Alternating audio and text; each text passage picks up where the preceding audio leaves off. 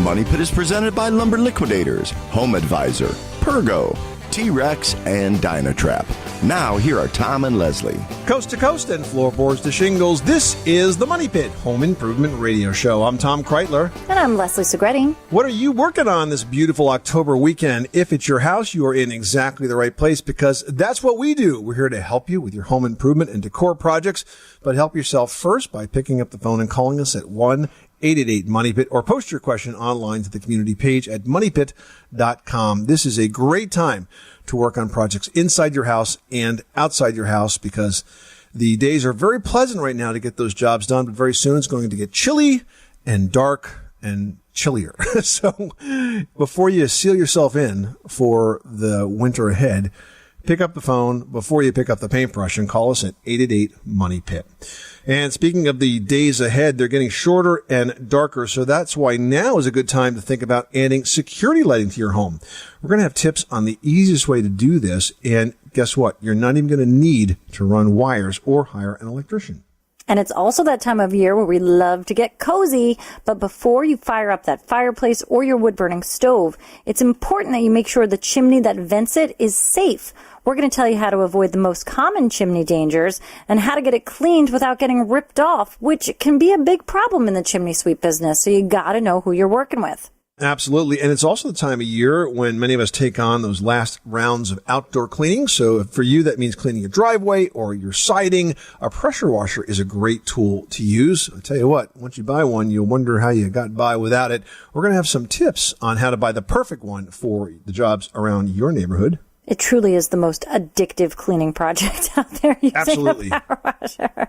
And guys, if you're planning a flooring project, we have a fantastic giveaway going out to one lucky caller this hour. It's a $200 gift certificate to Lumber Liquidators. Yep, you can use it in any of their nationwide stores or online at lumberliquidators.com. Going out to one lucky caller drawn at random. Make that you. The number again is 1-888 Money Pit. Let's get to it. Leslie, who's first? We've got Doug in Rhode Island on the line who's dealing with a water issue. Tell us what's going on. All right, what happened was the water service was turned off for a day. When it was turned on, we received a lot of dirty water with a lot of grit, and it seemed to be causing a problem. Well, not a problem. I'm concerned if it could be a problem.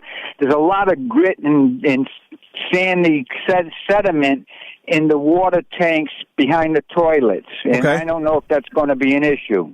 I don't think so. Here's what you need to do. First of all, the fact that you had like some dirty water, some brown water, some gritty water after pipe work was done is not really that unusual. You do have to flush it out.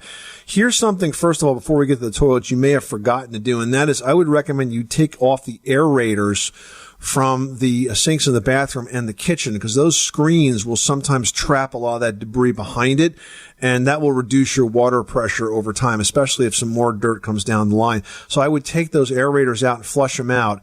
Just keep in mind that sometimes they come apart in like 3 different pieces, but it's like a Rubik's Cube to try to get it back together. So just remember how you disassembled it and put it back together and clean those out. As far as the toilet tank is concerned, the only problem is that sometimes if you have a lot of grit in it, it will wear on the flush valve, which is the flapper on the bottom of the tank.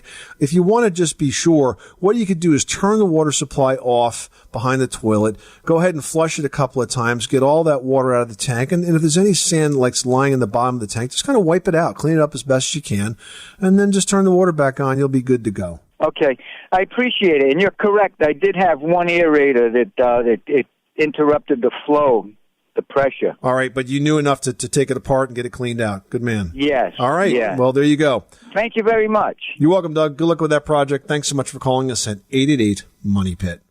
Carol in Texas is on the line with a question about a ceiling crack. How can we help you? I have a crack right in front of my front door.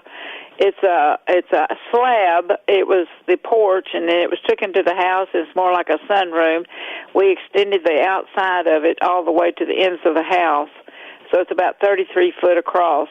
And I think what happens is that it gets dry, the soil gets dry, and so now we have a crack in that ceiling. And we hope to put our house on the market next year. Being a realtor, I don't really want that crack showing because people get alarmed. I don't think it's anything to worry about, but I don't like the looks of it. So would you tell me what to do and do it right? So the ceiling material in the porch is made of what? It is sheetrock up there with the finishing so that it's not popcorn or anything like that. Just smooth finish on the ceiling. And the crack is, you said it's 33 feet long, so is No. The crack goes across the other direction. Oh, okay. So it goes horizontal. Yeah, it goes. So it's not 33 feet long. All right. Yes, sir. So here's what happens. The cracks reform because people generally spackle them, and then they expand and contract, and it kind of shows through. The right way to do it is to sand over the area of the crack so you get some rough surface there, and then you put a piece of fiberglass repair tape across it, which is sort of like a mesh-looking kind of sticky back drywall tape, and it'll hold there by itself. And then you put a spackle on top of that, so the fiberglass mesh actually bridges the gap across the crack. And once that's done, it's a much stronger seam, and as the ceiling expands and contracts, the crack doesn't reform. It takes 3 or 4 good coats of finish to get that done, but that really is the hot ticket. And then you go ahead and paint it white, just like your ceiling absolutely. white paint. That's correct. Well, and I just don't want it showing. I'm not really worried about it because it's a very, very small hairline crack. I know that it'll alarm people. Sure, and totally understand, and I think that's basically the right thing to do. Okay? I appreciate that, and thank you for your help. Well, you're very welcome. Good luck with that project, and good luck selling the house. Yes, sir, and thank you very much. You are listening to the Money Pit Home Improvement Radio Show. Post your home improvement question to us at moneypit.com or call us 24/7 at 888-MONEY-PIT, presented by Home Advisor. They make it fast and easy to find top-rated home pros you can trust for any home project. And if you're a service pro looking to grow your business and connect with project-ready homeowners, check out homeadvisor.com. Well, as the days get shorter, adding security lighting to your home's exterior is a popular project. We're going to have some tips on a way to do this without having to run wires or even hire an electrician right after this. You live in a money pit.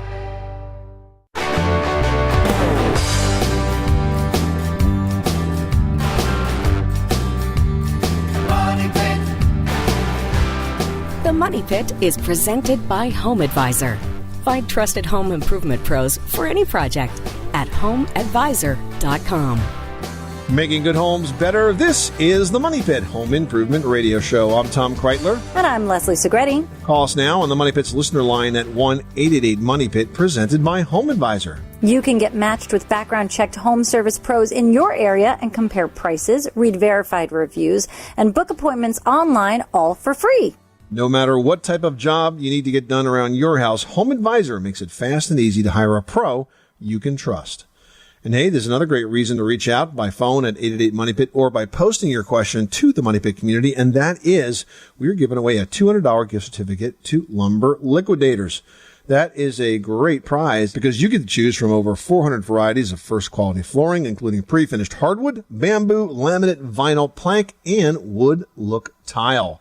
You can redeem it at lumberliquidators.com or at any of Lumber Liquidators stores nationwide. Learn more at lumberliquidators.com or call 1-800-HARDWOOD. Going out to one lucky listener drawn at random. Make that you. Call us now. Post your question now. 888-MONEY-PIT and moneypit.com. All right, we've got Arthur in Tennessee on the line. He's dealing with a painting problem. What happened? Not much. I'm working on a building in old downtown Johnson City, building the 1890s, and Fantastic. trying to strip some brick. Okay. I've stripped part of the brick that was done in the 1950s and had good success, but this is older brick, and I'm not even sure. I think it was made on site, and it's solid and everything, but I wondered what kind of modern options were out there for getting paint off of brick. What did you use to get the paint off of the 1950s brick? I used a product called Pillaway, and it worked great. Okay. And did you try the same product on the older brick? I'm afraid to use it because it's got a rougher finish. Well, that means you're going to have more binding of the paint to the surface. But what I would do is I would try it in an area that was perhaps a bit less conspicuous, like not at eye level, maybe down towards the bottom, or if there's any other area that you really don't care as much about. if you had good success with that particular product, I don't see any reason not to continue with it, at least to see what happens. Is this a product that is environmentally friendly, or do you find that it's pretty caustic? It says it's biodegradable and a water-based product, but you do wear gloves and wear long sleeves. But it's amazing on how it works. I've had people come by and say, "Well, why aren't you using sandblasting or dry ice?" And I didn't know if that is an option or. Well, here's why you definitely can't use sandblasting, because those old bricks will be damaged by that process, and it's costly as well. So I would tell you, if the product that you're using is working well, I see no reason not to keep working with that. And I'm not really familiar with dry ice, but I can't imagine that that's very easy to use. Certainly, it's very difficult to handle and potentially dangerous as well.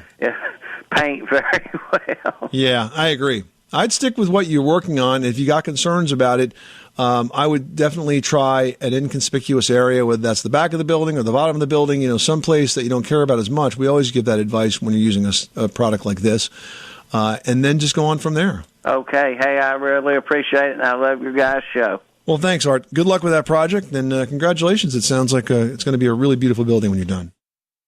Well, as the days get shorter, it's a good time to think about adding security lighting to your home. But to do this, you usually need to hire an electrician to run all the wiring that's required.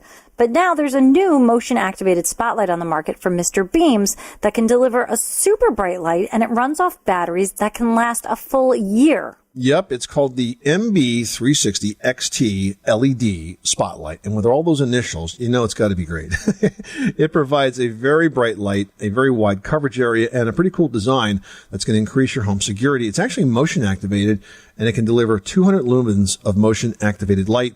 The reflector face is actually a big part of the design, and it creates a wider coverage area of about 600 square feet, and that's going to light very large areas. Yeah, and the coolest part really is that it's battery powered, so no need to hire the electrician because it's totally wireless, and you can install it yourself in just a few minutes. Now, each set of alkaline batteries provides about a year of lighting with an average use of about 8 to 10 activations a day. And because it's wireless, you can install it not only on your home to cover porches or walks or driveways, but even on a backyard shed, for example, for added security. The MB360 XT LED Spotlight delivers surprisingly bright light anywhere. It sells for just $24.99, and it's available at major retailers nationwide. Learn more at MrBeams.com or call them at 877-298-9082. And I got to tell you, I've got some of these Mr. Beams products, and they are awesome. We put one in my wife's closet, and now everything she wears matches. Magically. I don't know how that happened, but it's working. It's working for her. It's amazing what lighting can do, right? I've done that. I've gotten dressed where I thought I was wearing like all navy blue or all black, and I've gotten to the office and I'm like, I have on navy blue pants and a black sweater, which is fine, but not when you thought you had something else on. Call it the bruised look, black and blue. Exactly. We've got Ella on the line with a question about fencing. How can we help you today? I would like to know whose job it is to establish boundary fencing. In terms of the property line, where it is? Yeah. Yeah. So the person putting up the fence is responsible to do that. And in most municipalities, you have to have a copy of your survey. And the survey determines, of course, where your property line is. And then if there's a permit that's taken out for the fencing, and in some towns there is, and some towns there isn't, that would be also one thing that the building inspector would check to make sure it's on the right side of the line. But is this you putting up the fencing, or is this your neighbor maybe encroaching on your yard? Well, my neighbor actually put the fence on the boundary line, but it actually blocks the snow part. I live in New York, upstate New York, and the snow removal on my driveway. And so the city is telling me that they don't read surveys. Yeah, that's convenient, huh? Yeah, and so they issued the permit. Of course, I wasn't home, and then the fence was constructed, and now basically they say it's a civil matter. But isn't that what a code inspector or building inspector is supposed to do? Isn't that what my taxes pay for as part of the job? you would hope so, but I don't think you're going to fight City Hall on this, frankly. I mean, have you tried talking to this neighbor about this issue? Well, he's not interested now that the fence is in disrepair. Oh. he's not interested in splitting the cost or anything, which is typical from my research about boundary fences. Is usually the city gets both sides involved and we agree on a middle, and I take one side and he takes the other and we maintain it. But in this case, that's not what happened. So he put the fence up. Is there a good side and a bad side of the fence, or are they both the same? He put the good side to me. Okay, yeah, Good, he has okay, to do that's that. correct. Yeah, that's correct. Yeah, he has to do that. There was already an existing fence, and he didn't match the fences, and he actually got a sale on fence pieces, so just the fence really looks pretty bad. It's just different panels, 4x8 sheets of paneling fence. Well, and you unfortunately, can buy- there's not a lot you can do about the aesthetics. If it's permitted, they can put any kind of darn fence they want there. Usually, they're controlled by the height of the fencing.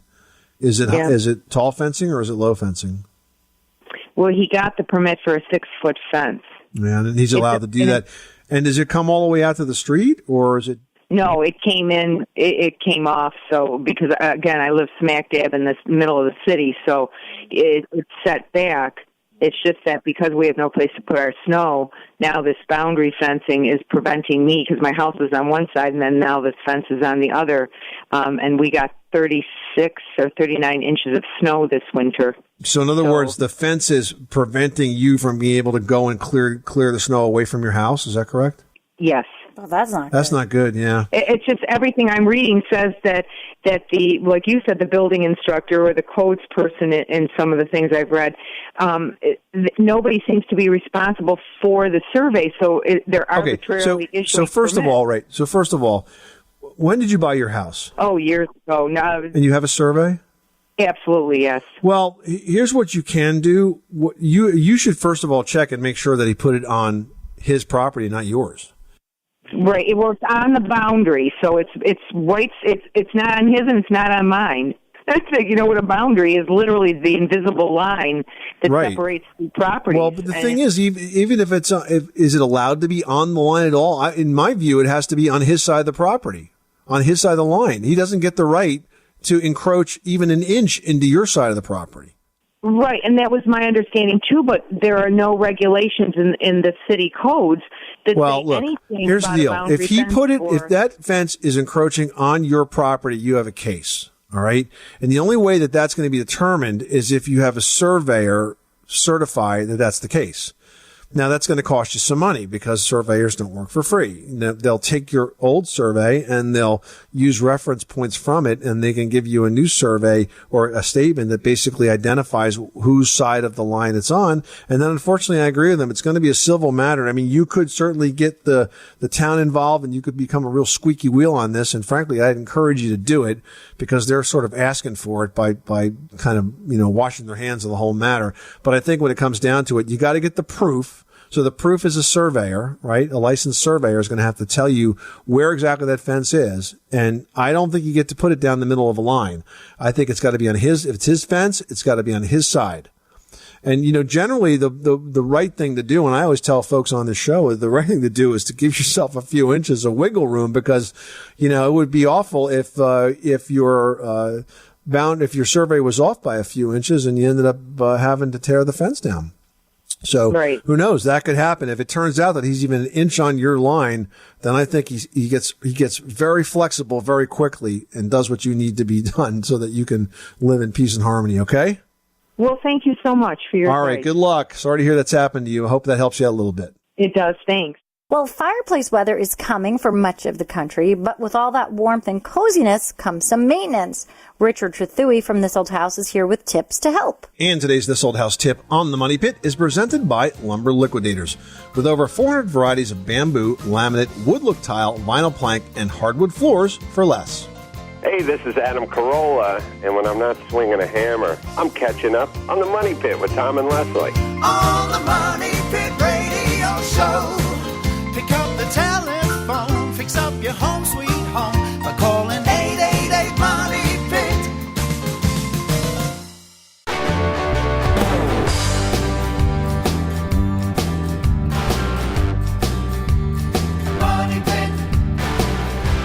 Today's Money Pit is presented by Icynene Spray Foam Insulation, an effective one-step insulation product that insulates, air seals, and reduces drafts that can save as much as 40% on your heating and cooling bills. Learn more about Icynene Spray Foam Insulation today by visiting icynene.com. Making good homes better. This is the Money Pit Home Improvement Radio Show. I'm Tom Kreitler. And I'm Leslie Segretti. Give us a call right now at 888-MONEY-PIT, presented by HomeAdvisor.com. They make it fast and easy to find top-rated home pros, plus it's 100% free to use. All right, guys, here's a quick reminder that's really important this time of year. We want to make sure that you've got carbon monoxide detectors in your home. You know, carbon monoxide is actually the leading cause of poisoning deaths in America. And now that we're heading towards the heating season, it's more of an issue since it forms very quickly when heating equipment breaks down. So you've got to be on top of this.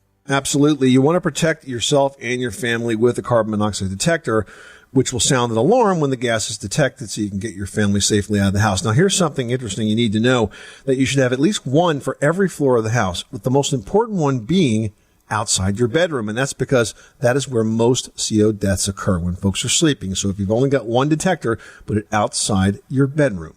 Hey, if you got a question about that or a happier topic, we would love to chat with you right now at 888-MONEY-PIT. Well, there's nothing like the glow of a crackling fire on a cold winter's night. You know, it's perfect for roasting marshmallows and even just warming your tootsies. Yes, but before you fire up that fireplace or even your wood stove, it's important to make sure your chimney that vents it is safe. Here to tell us what to look for is This Old House heating expert, Richard Trethewey. Hey, Richard. Hey, guys. Nice to be here. And, you know, I've never seen one, and I hope I never do, but a chimney fire is one very nasty inferno that can destroy a home pretty quickly. How do we make sure that our chimneys are safe? Well, chimney fires are fueled by a highly flammable deposits of creosote, and that builds up inside the chimney as warm smoke condenses on the insides of that coal flue. These fires are just dangerous. They burn hot enough to melt the mortar, they'll ruin a flue, and increase the chance of a house catching on fire. So the secret is to keep it clean. How do you determine how frequently you should do that? Well, it really depends on a couple of things. How often you burn the wood, and some people don't use their fireplaces at all. So if you're burning it a lot, you want to make sure you use a wood that's been seasoned for at least 12 months. You'd love it to be dried enough that it's not filled with moisture. It's going to burn cleaner. It's a drier smoke. You want to maintain a good draft. If the smoke backs up into a room when you lighten up the fire, you get issues with draft, and you want to make sure you have somebody check that. It's probably lingering a little too long in the flue. Mm-hmm. We get questions sometimes about folks who see these creosote cleaning logs that they can purchase and burn with their fireplace. Is there any effect to that, or does that just cause more condensation and then sort of impact everything? They might work a little, but nothing beats a properly cleaned and inspected chimney by a licensed chimney sweep. That's your best asset to make sure that you can sleep at night after you've had a fire. Now, if you're going to have your chimney cleaned, this unfortunately is one of those areas where we do get a fair number of fraud-related stories where there's chimney sweeps that come out and, declare that the chimney is absolutely horribly unsafe and it's going to kill you if you even let a match in it. How do you find a good quality chimney sweep that's really going to do a professional job and fix it if it needs to be fixed, clean it if it needs to be cleaned, but if not, just shake your hand and say it's in good shape? Well, you want to make sure the sweep is licensed, you want him insured, and he should be some member of a recognized trade association. One of the biggies is the National Chimney Sweep Guild. And you might want to check that he's a member there. And then really ask around the people that have been in the game for a little while. They're pretty generally reputable. I think a lot of people forget that regardless of how much you use your fireplace, the chimney itself acts as the main ventilation system for many of the appliances in your home. That's right. So what kind of maintenance do you need to do to the chimney just to sort of keep those things in check? Well, I want to just build on your point, Leslie. This is carrying CO2 and CO, carbon monoxide, these chimneys from your gas and oil appliances and your fireplaces. If they don't vent properly, people can die. And so it's a really important subject. You got to look for this efflorescence. It really, you've often seen it on the outside of chimneys. And that's like a white deposit, right? Yeah, it's a white, salty deposit. It looks like salt water's been all over the side of the chimney. And that really means that some of that moisture from the fireplace is bleeding through and making some of the mortar come through to the outside. That might be a reason to call the chimney sweep. And then the chimney lining. You have to have a chimney lined. It has to have a consistent liner without any breaks in it that comes from the basement all the way to outside. Otherwise, you're going to have hot spots and you can have a fire. So, and a chimney sweep would always check that, usually with his camera coming down or up the chimney to be sure it's all set. I mean, technology really just has helped so much in this industry because as a homeowner, we can't see what's going on up there. And we had our heating system serviced at the end of the year last year, and the gentleman took off the venting pipe from our boiler to the chimney, and as he pulled it off, the entire lining just started crumbling out. And he stuck his iPhone in there, took a couple of pictures, and then turned and showed it to us and was like, and that's all your lining in there. You know, something I would have never seen short of sticking my head up there, which I'm not going to do. But, I mean, that's a valuable maintenance that we needed to make for the house. We love our little cameras and technologies to get into It's places great. we can't fit anymore. Yeah. Hey, and Richard, you know, the high efficiency systems that we're putting in today, they vent more condensation than gases sometimes, and that condensation can be very acidic. So when you put in a higher efficiency heating system, you have to be even more concerned about the quality of that chimney? Tom, you often can't vent into a chimney because the higher the efficiency, all that's left in the flue is water. You know, and a little bit of temperature, so they often have to be vented directly through its own pipe to outside because you just can't go into a chimney; it would sweat too much. Is that because they would have that clay liner and then you need the steel liner, or one of the things about efficiency is I'm trying to extract as much heat out of the fuel that I'm burning and put it into usable heat into the house. And that means there's less temperature in the vent that's going to go up the chimney. Now, if I don't have as much temperature and I have nothing left but moisture, I don't have much draft. You know, a fireplace has draft because there's plenty of temperature and it pulls all the flue products out. But modern high-efficiency equipment has to be vented individually, not into the chimney. Great point. Richard Trethewey from TV's This Old House. Thanks so much for stopping by the Money Pit. For more great tips on how to maintain your heating system, visit thisoldhouse.com. And This Old House is brought to you on PBS by Lumber Liquidators, hardwood floors for less. Just ahead, whether you're cleaning a car, a sidewalk, or a house, a pressure washer is a great go-to tool for outdoor cleaning. We're going to tell you how to choose one that's right for the projects on your to-do list next. You live in a money pit.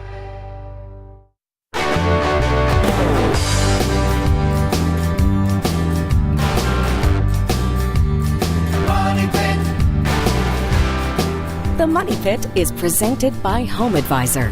Find trusted home improvement pros for any project at homeadvisor.com. Making good homes better. This is the Money Pit Home Improvement Radio Show. I'm Tom Kreitler. And I'm Leslie Segretti. Call in your home repair or home improvement or decor question right now at 1-888-MONEY-PIT, presented by Home Advisor. Nina in Arizona's got a log home that's cracking up. What's going on? My husband and I bought a log home, and the exterior walls on the inside are cracked. The logs are cracked. What can we do to fill that in and make that look better? You can fill them in with, there's various types of wood filler out there that can be colored and stained to match that. But I think you're going to be chasing it over and over and over again, so you might want to proceed cautiously. Oh, wow. Okay. So there's really no solution for it? I think you're better off kind of accepting that that's what that's supposed to do. I mean, it's not like finished hardwood furniture or something. You know, it's a log, so it's supposed to have that rustic look to it. Okay, that's kind of what my husband said. So. Oh, you see, you should have listened to him, Nina. You just thought he was trying to get out of work, didn't you? Okay, well, thank you very much. So glad we could solve that spat. Hey, are you a home improving weekend warrior? I am. We got a sweepstakes for you. Tom, you're not allowed to enter, but everybody else is. Launching October 1st, everyone, we have partnered with the Home Depot on a sweepstakes that will make tool hounds drool with a shot at winning some of the coolest tools from the aisles of the Home Depot. And they definitely have the coolest tools. So here's the deal, guys. We have over $4,500 in prizes. Lots and lots of tool prizes. First prize is a beautiful Milwaukee Tool 16-drawer tool chest and rolling cabinet filled with a $1,000 6-tool M18 fuel 18-volt lithium-ion cordless combo kit. Basically 6 separate tools there and a couple of other things. There's 2 second prizes. We've got a Husky mobile workbench with the solid wood top, very beautiful, and they're going to fill that with a Husky Mechanics tool set. That's 268 pieces of tools right there, Leslie. I mean, you're going to have a wrench for everything that will ever go wrong in your house. You'll have it if you get the second prize. But there's more. There's third place prizes, 10 of those, which are Ryobi combo kits, and even 25 copies of our book, because we thought we wanted everybody to have a great chance at winning. And that's going to be the fourth place prize. So go ahead, enter right now. You can get the details at moneypit.com. That's right. You can even increase your chances of winning by entering once a day and sharing the sweepstakes with your friends. It's all online right now at moneypit.com. That's moneypit.com. Well, a pressure washer is a great tool to have for outdoor chores. You can clean sidewalks and driveways and decks and siding, just to name a few. But if you don't own one, it's actually a pretty good investment because it's something that you will definitely learn that you have many things to use it on. That's right. I mean, you really will. And then once you start cleaning your house, you'll end up cleaning your neighbor's house because you're having so much fun. I swear it. So here's a few things you want to consider when you're buying a pressure washer. The first is the water pressure itself. Now, a light-duty pressure washer with, say, 1,300 to maybe about 2,000 PSI or pounds per square inch, that's what it means, is going to give you about 30 times more pressure than what is already coming out of your garden hose. So that's really good if you're cleaning things like your car or siding or boats. Now, if you need something that's got a little bit more pressure, a little bit stronger, you can choose a medium pressure washer. That's going to go up to about 2,600 PSI, and that's really good for cleaning grease, grime, and heavy-duty pressure washers are best used for stripping surfaces, and they really will strip surfaces, so you have to make sure that you don't use something more heavy-duty on something more delicate, like a vinyl siding, because you will blow a hole right in it. I tell you what, I used a pressure washer last weekend because we had a concrete bench that has actually been in my family for probably, it's got to be 75 years. It just was like a permanent fixture in our backyard. I decided it was time for a makeover of that bench, so I took it all apart, had to get the paint off it. And the last time it was painted, it must have been years and years and years ago when they had that really thick, like oil-based paint that comes off in like quarter-inch thick pieces. So it was really gunked up on there. But using the pressure washer, I was able to kind of get under that and blast it right off. It really is fantastic. And that's the kind of projects that you can do, pretty much anything under the sun. If you want to learn more about what to do with a pressure washer and how to find the best one for your dime, head on over to moneypit.com. We've got a great story online right now. Now I've got Michelle on the line. What can we do for you today? I have this huge flower bed right by my house, and it's about as big as a one-car garage. Anyway, I know that it's to be sloped away from the house, but I was wondering if I have a raised flower bed, how far that raised flower bed should be from the house. That's a great question. Sometimes people put it right against the house, Michelle, and then it's great for the flowers, but it also holds all this water like against your foundation, and it can cause flooding in lower levels, like crawl spaces and basements, or it can even damage your foundation. So the flower bed is fine, but you need to make sure you essentially need to build it on a hill, in the sense that what you want to do is establish the grade that slopes away from the house first. And then once that grade is established, then you could plant flowers or shrubs or, whatever else you want to do. What you don't want to do is kind of have like an edging around the outside of the bed, so that a lot of times you see that people will use like railroad ties or like scalloped bricks or block or something like that, and think of it as a trough that they build around their house, and that's what happens. It holds water. So just don't impede drainage, good flow of water away from the exterior wall, and you'll be fine. Okay, well, thank you so much. You're welcome, Michelle. Thanks so much for calling us at 888-MONEY-PIT. Hey, if your lights flicker, could it be a sign of a more serious electrical problem in your house? Find out after this. 888-MONEY-PIT.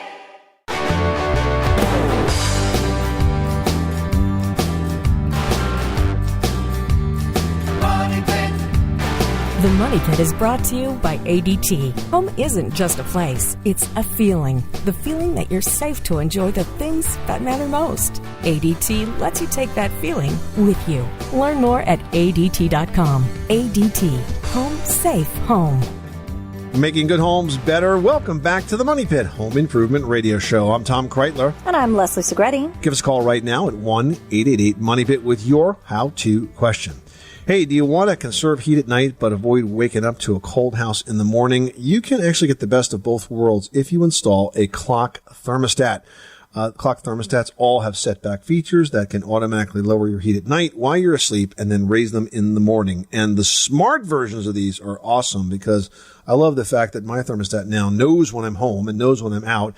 And actually, when I'm on my way home, it will adjust my temperature when I get within, I think, about 10 miles of the house to exactly where I want it. So when you walk in, it's nice and toasty in the winter and nice and cool in the summer. You can learn more about clock thermostats at moneypit.com. And you know what else you can learn more about? You can learn more about an amazing sweepstakes we're having over here at the Money Pit. Starting October 1st, you can enter the Money Pit's Weekend Warrior Sweepstakes for a chance at winning some really cool tools from the Home Depot. We've got over 40 prizes up for grabs worth over $4,500. So enter today at moneypit.com. I'm going to take a question now from Bennett in Rhode Island. Bennett posted in the Money Pit's community page and says, I've got a 100-year-old house that was rewired about 5 years ago. Now I've got random circuits and ceiling fixtures going on and off in one part of the house. Do you have any idea what's causing this? Well, no, but we can speculate. And we can first tell you that it's not good. When you have flickering lights on that, it can be a sign of a sparking or shorting in your electrical circuit. It could be at the breaker. It could be at a junction box. It could be at a switch. You definitely need to get an electrician to look into this. I will tell you that sometimes when folks have told me in the past when they've rewired their house, quote unquote, rewired it, or an electrician told them, we're going to rewire your house. All they did is they changed the main electrical panel, but sometimes a lot of the old antiquated wiring is in the wall. So one thing I would absolutely ask you to check, Bennett, is whether or not you have knob and tube wiring. That's an old antiquated type of wiring. It's like a rubberized wire that runs through tubes between beams and across knobs on the sides of beams. If you see that and it's active, that is a big problem. It needs to be removed because it's an old system that's ungrounded and usually very brittle and a big fire hazard. So get on the phone, find yourself a good electrician. Go on over to homeadvisor.com. I did that, by the way, recently for a very small project that we needed to get done for my mom in Florida. She wasn't there in the winter, and we were able to go to homeadvisor.com and find a plumber to fix a leak. So it works. So check that out and get that looked at. It's definitely an issue. All right, next up, we've got a post here from David in New Jersey who writes, we recently dug out an old garden patch that was up against our home. Just wondering what the best type of fill to use to bring that soil level back up above the foundation. We have some mixed 3/4 minus sand and soil left over from a patio project. Oh, don't use that. Nope. I wonder if we should. We would, of course, grade it away from the house. You know what? You could put all that sand against the house and grade it any way you want. It's not going to help because the water's just going to fall right through it. The water's going to go right through it. You want to use clean fill dirt, and that's basically a non-organic type of dirt that packs very, very well. We call it clean because it doesn't have debris, doesn't have glass and anything like that. You get these great established with that. Then you can put a little bit of topsoil on top of it and plant some grass or some mulch or whatever you want to do. But get it established with clean fill and take it from there. Yeah, and that's going to make sure the water goes where you want it to go, which is away from your house and not into your basement, and save the sand for like a playground. Let's just do that. You've been listening to the Money Pit Home Improvement Radio Show on air and online at moneypit.com. We hope we've given you some tips and ideas and advice on projects you can tackle this fall around your house to save some dough and make yourself that much more comfortable and make your spaces more enjoyable. The show does continue online, and you can also find the answer to your home improvement questions at moneypit.com. Thanks so much. I'm Tom Kreitler. And I'm Leslie Segretti. Remember, you can do it yourself, but you don't have to do it alone.